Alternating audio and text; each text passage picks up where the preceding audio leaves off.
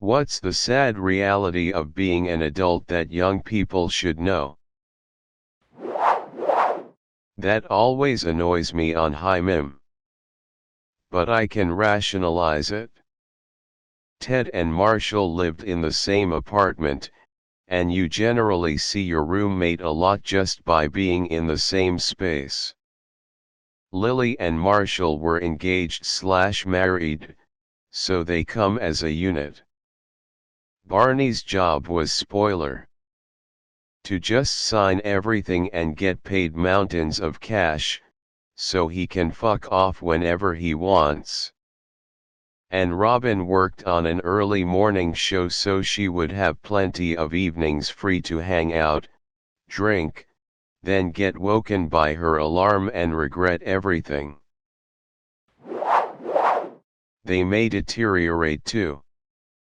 The person who used to comfort you and have answers does not have the answers anymore and can't help you or even themselves. My mother moved in with me about 5 years ago. At first it was just because she could not drive or take care of her home anymore. Now she has bad short-term memory, poor emotional control, diminished critical thinking and is frustrated by these things to the point where it is hard to interact with her. She has isolated herself from almost everyone but me, and even our relationship is deteriorating. It is sad to watch someone who used to be the glue fall apart. Death is always on the way, but the fact that you don't know when it will arrive seems to take away from the finiteness of life. It's that terrible precision that we hate so much. But because we don't know, we get to think of life as an inexhaustible well. Yet everything happens a certain number of times, and a very small number, really. How many more times will you remember a certain afternoon of your childhood, some afternoon that's so deeply a part of your being that you can't even conceive of your life without it? Perhaps 4 or 5 times more. Perhaps not even. How many more times will you watch the full moon rise? Perhaps 20. And yet it all seems limitless. No one will take care of you. This is a sad truth that I've come to realize now that I've gotten chronically sick. I'm going through the worst experience ever, and it doesn't stop. DR test after doctor test to figure out why I've got acid reflux that makes my voice hurt. It's even given me tinnitus. Just trying to make it to the next DR tests in the months to come, hoping the surgery I have in mind will be the solution. I'd prefer something easier, but I've tried everything and none of it has worked. Now I sit at home a lot and lost a lot of friend connections.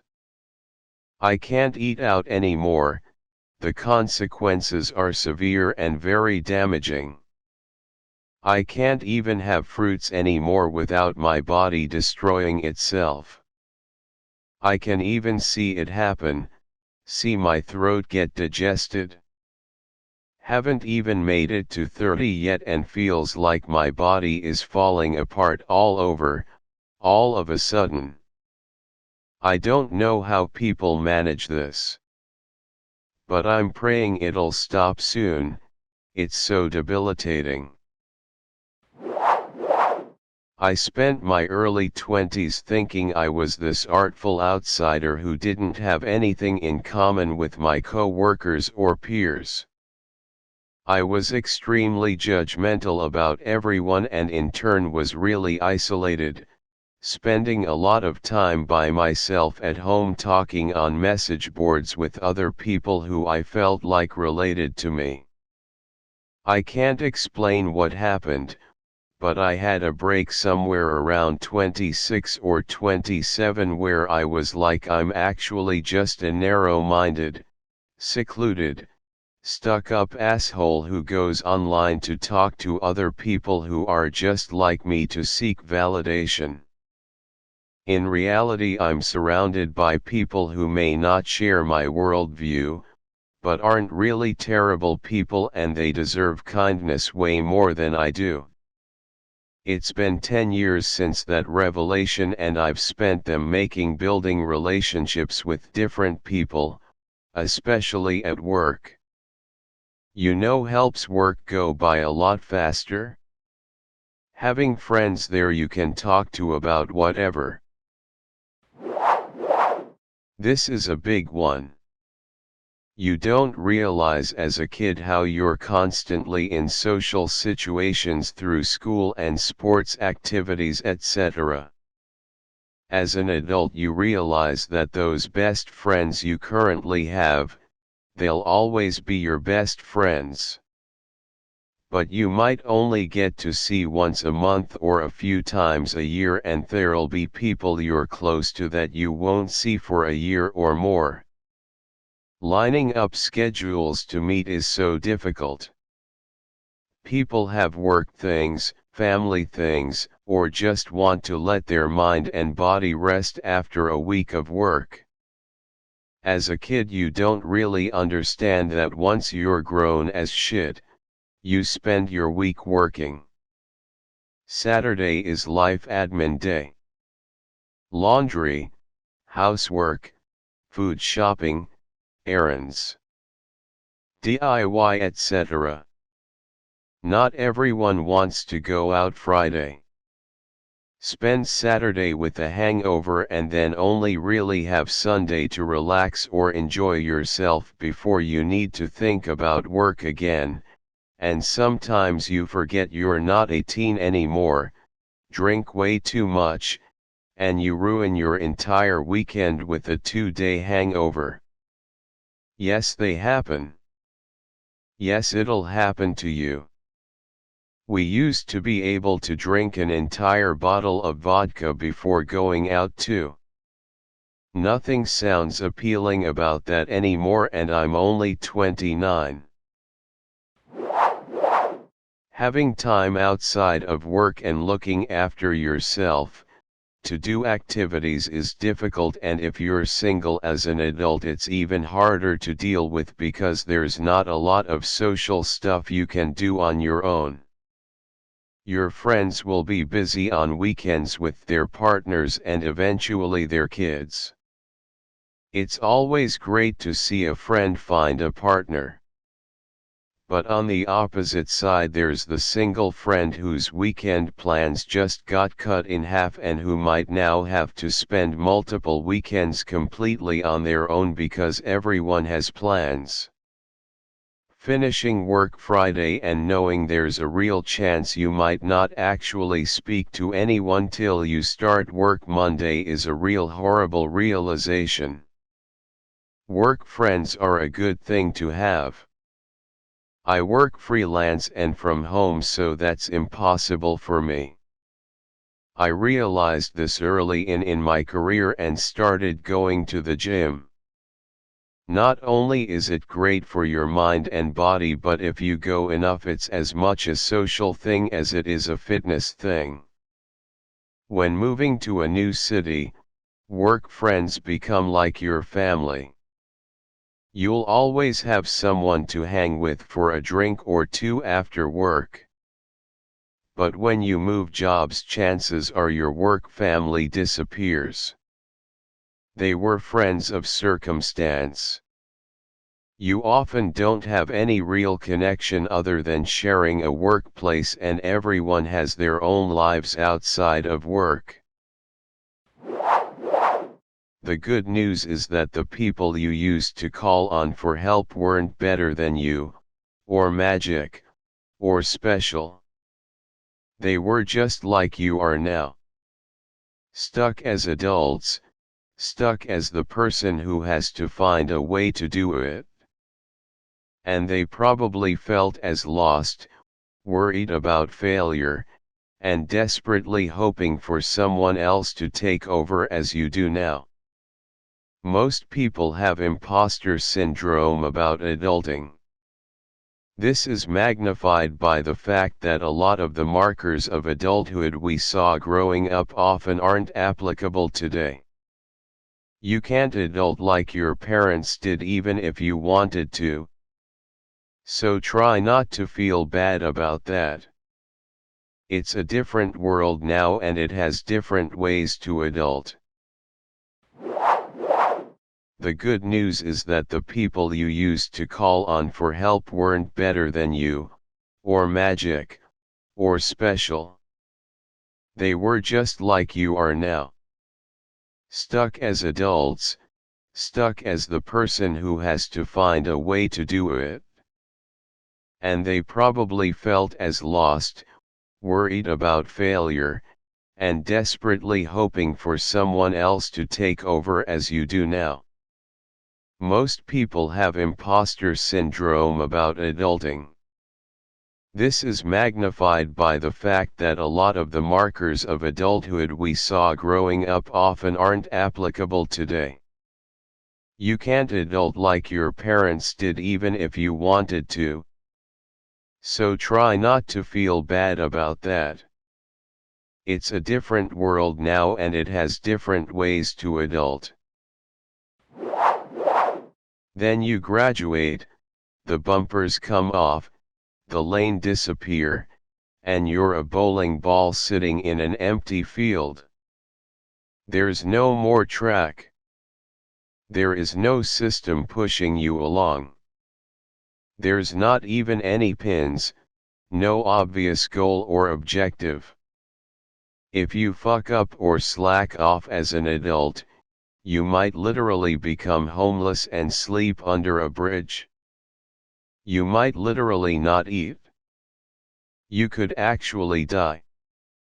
That force that propels kids from grade to grade, promoting them up through the system, does not exist at all in the adult world. There is nothing propelling you into a job, promotions, or raises. There is nothing propelling you into renting an apartment, finding a spouse, or into owning a house. You have to fight, and scrap, and challenge for everything from money, to recognition, to social interaction. Everything. To add to this, once that single track path disappears, you can't continue to compare yourself and your progress to people in your age group. Milestones don't come at the same time for anyone anymore, even for things like graduating college, if you even decide to go to college. Don't waste energy feeling behind if it takes you longer to finish school, to find a career you enjoy, start a family, or whatever it is you want. Focus on working hard to meet your own goals and you'll get there in your own time. Best answer, 100% this. I'd like to add that it may feel like you're still being pushed along a path. You can go to work, pay your bills, play some video games or whatever, eat, sleep and repeat, and you'll coast along just fine, until you're approaching 30 and you realize you've coasted through your entire adult life so far and achieved nothing. You can do everything right and have nothing to show for it. The most important life skills at this stage are knowing what you want, taking initiative, and being assertive. You have to make your own goals and realize that even simple things like making friends, finding a partner and having fun will now require serious effort. They don't just happen naturally anymore, unless you're very lucky. Worse is that even if you do get a nice vacation you've saved up time and money for, you still have to deal with the fact that wherever you go, there's going to be like a bunch of other people doing the exact same thing at the exact same time, hoping to have the exact kind of experience you are having. Think you'll enjoy a nice, quiet trip to Antarctica? Well, guess what? So did this family of 8 with a chihuahua and this really rich entitled elderly couple who somehow brought an RV there to park in front of the most picturesque view. What's that? You want to eat at the top-rated restaurant in Antarctica? Have fun waiting 2 hours for a table and paying $30 for a burger. Thought you'd book time to hang out with penguins. Sorry, they're booked solid for the next 4 months unless you want to pay $200 for the VIP pass that doesn't include anything else other than you get to join that family of 8 that also somehow paid $200 per person and dog. Enjoy watching Brayden kick a penguin while Kaylee and Coco see who can scream/bark louder. I saw my life branching out before me like the green fig tree in the story. From the tip of every branch, like a fat purple fig, a wonderful future beckoned and winked. One fig was a husband and a happy home and children, and another fig was a famous poet, and another fig was a brilliant professor, and another fig was EEG, the amazing editor, and another fig was Europe and Africa and South America, and another fig was Constantine and Socrates and Attila and a pack of other lovers with queer names and offbeat professions, and another fig was an Olympic lady crew champion, and beyond and above these figs were many more figs I couldn't quite make out. I saw myself sitting in the crotch of this fig tree, starving to death, just because I couldn't make up my mind which of the figs I would choose. I wanted each and every one of them, but choosing one meant losing all the rest, and, as I sat there, unable to decide, the figs began to wrinkle and go black, and, one by one, they plopped to the ground at my feet. For me, you realize not even your parents have their shit together. When they say it'll make sense you're older, they mean it.